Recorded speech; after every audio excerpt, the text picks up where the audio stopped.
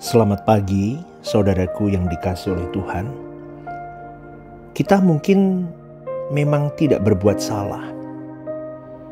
Mungkin juga tidak berbuat dosa, tetapi berkeadaan atau gimana ya. Ya, kita punya posisi sebagai seorang pemberontak yang tidak punya kemuliaan Allah. Padahal kita tidak berbuat salah loh, saudaraku. Dan kita tidak melakukan dosa. Kenapa? Karena di dalam diri kita ada potensi dosa. Dan itu masih ada di dalam diri kita. Saldo dosa kita masih ada. Selama ada potensi dosa, berarti kita itu adalah pemberontak. Jadi jangan permainkan Tuhan dengan berbuat dosa, minta ampun, selesai. Maka bersyukur loh, Bapa tetap mau menerima kita walau kita ini punya hati yang tidak baik dan memberontak. Bapa ingat dan melihat darah Yesus yang mengampuni dan membenarkan kita. Lucifer belum berbuat salah nyata-nyata, ia hanya berkata, "Aku ingin." Apakah Lucifer lalu bisa menggeser tahta Allah? Kan gak bisa, saudaraku. Tetapi ia belum punya tahta, tapi Lucifer itu baru ingin saja. Itu potensi di mata Allah, itu jadi sebuah kemelesetan. Jadi kalau kita memiliki Injil, punya kebenaran firman, punya Roh Kudus di dalam diri kita, kita berjuang memanfaatkan potensi atau kuasa Allah itu.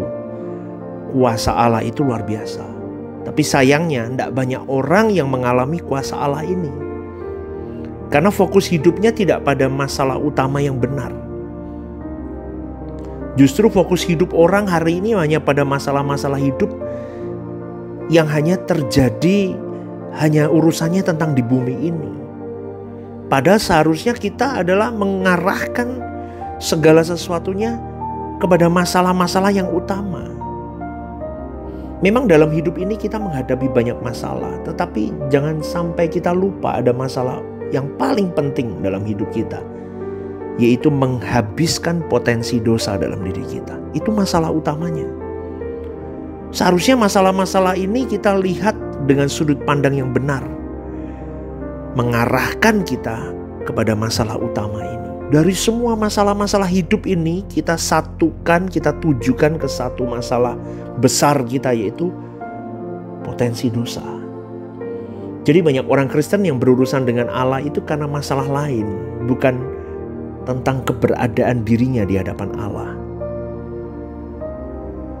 Saya tanya saudaraku, apa yang kita nantikan dalam hidup ini? Coba kita fokus di sini dulu. Apa yang kita nantikan dalam hidup ini? Masalah-masalah lain kita selesaikan dengan tanggung jawab. Kuasa Allah yang menyelamatkan itu dapat bekerja maksimal kepada orang-orang yang dapat mengerti bagaimana menggunakan kuasa Allah tersebut untuk dia bisa mengalami kuasa Allah itu. Karena kuasa Allah itu dahsyat. Tapi jujur, berapa persen kau bisa mengalami kuasa Allah yang bisa mengubah kita seharusnya? Tapi nggak ada. Orang Kristen banyak yang tidak mengalami kuasa Allah dan tidak berubah karena fokusnya bias kemana-mana. Dia tidak fokus ke satu titik, yaitu menghabiskan potensi dosanya. Tapi sibuk dengan hal-hal yang lain, akhirnya bias. Karena bias akhirnya tidak maksimal dan tidak optimal. Seperti Daud yang mewakili bangsanya melawan Goliat dari bangsa Filistin hari itu. Dengan siasat perang yang baru, bangsa Filistin menampilkan Goliat dan menantang bangsa Israel untuk menampilkan pahlawannya mana. Saul takut, padahal dia adalah seorang pendekar perang loh, tapi dia takut sama Goliat. Tidak ada yang berani melawan Goliat pada zaman itu karena besar tinggi dia. Fisiknya tinggi besar, gagah, gak berani. Tapi lihat ya pribadi Daud. Dia tahu bagaimana dia menggunakan kuasa Allah.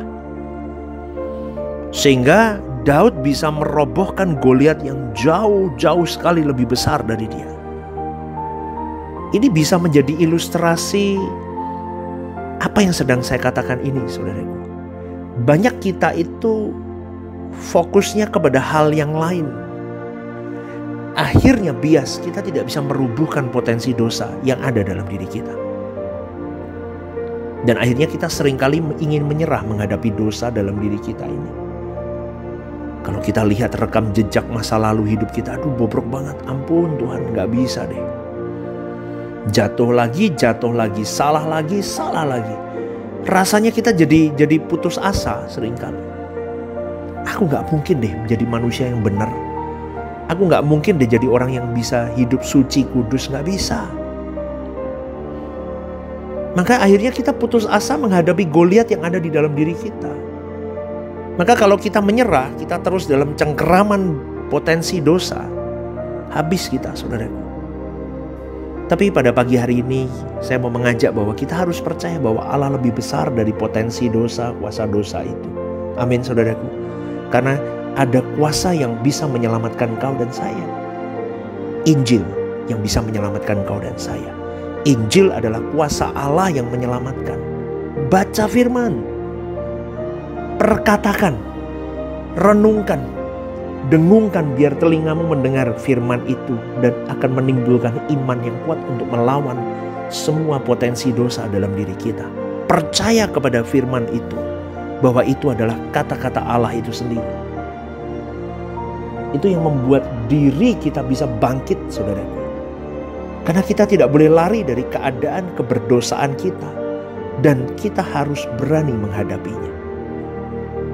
Amin, saudaraku. Kita mau menjadi seperti Daud yang mengalahkan Goliat. Kita mau mengalahkan potensi dosa kita.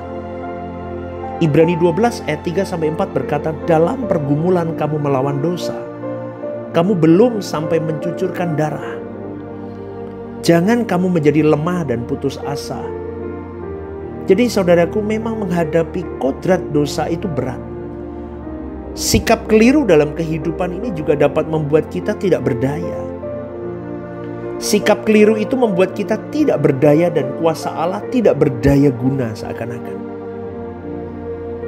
Tidak berdaya guna maksudnya tidak bisa mengubah seperti yang kemarin saya sampaikan. Tidak seperti dinamit yang meledakkan potensi dosa dalam diri kita. Padahal kuasa Allah itu luar biasa. Aneh kan? Maka setiap kita harus fokus. Kuncinya fokus, saudaraku. Jangan seperti Simpson yang memiliki kekuatan yang luar biasa, tapi dia tidak fokus pada pekerjaan Tuhan. Akhirnya dia jatuh cinta kepada perempuan asing yang akhirnya meluluh lantahkan dia. Tetapi ketika dia sadar keadaannya, dia bertobat, maka Simpson menggunakan kuasa Allah yang powerful itu. Dia berkarya besar untuk Tuhan. Betul kan saudaraku, ceritanya begitu kan. Akhirnya di ending of life-nya dia baru menggunakan kuasa Allah yang powerful itu. Dengan luar biasa. Maka ketika kita sadar ada kuasa Allah yang bisa menyelamatkan kita dari dosa, pertanyaannya begini, mau enggak Anda dan saya menggunakannya supaya kita menjadi manusia yang merdeka dari potensi dosa? Lalu sikap apa yang harus kita miliki? Yang pertama, harus punya tekad. Niat untuk menjadikan Tuhan satu-satunya tujuan hidup kita. Titik, tidak ada yang lain. Aku cuma mau senengin perasaan Tuhan. Tapi tekad itu harus benar-benar tekad yang membara, bukan yang menunda. Simpson kehilangan kuasa karena dia suka-sukanya sendiri. Kuasa itu tidak bekerja di dalam diri Simpson maksimal. Dan poin yang kedua selain tekad, kita harus mempelajari firman Tuhan dengan benar. Kita mau belajar firman Tuhan dari orang-orang yang benar, yang mendapatkan pewahyuan, yang berani memperkatakan tegas kebenaran firman Tuhan. Hari ini mimbar gereja harus berani memperkatakan firman Tuhan yang benar. Bukan firman Tuhan yang dibengkokkan lagi. Dan poin yang ketiga, sediakan dirimu berjumpa dengan Tuhan dalam doa. Doa itu nafas orang percaya. Kau harus menemukan Tuhan dalam doamu. Maka pada pagi hari ini saudaraku, jangan beri ruangan hidup kita kepada siapapun dan apapun selain Tuhan, supaya kuasa Allah itu powerful. Supaya kita benar-benar fokus, kita membidik potensi dosa, menghancur luluh lantahkan saldo dosa kita. Sampai kita benar-benar mengalami kerinduan bersama dengan Tuhan. Maka persempit wilayah hidup kita. Amin saudaraku. Jangan ada distraksi lainnya yang mengganggu kita untuk fokus kepada Tuhan. Tetapi ingat ya, baca firman, doa, dan punya tekad yang kuat untuk hidup benar di hadapan Allah adalah kunci untuk engkau bisa melangsungkan pertarungan hidupmu untuk menyenangkan Tuhan dimulai hari ini.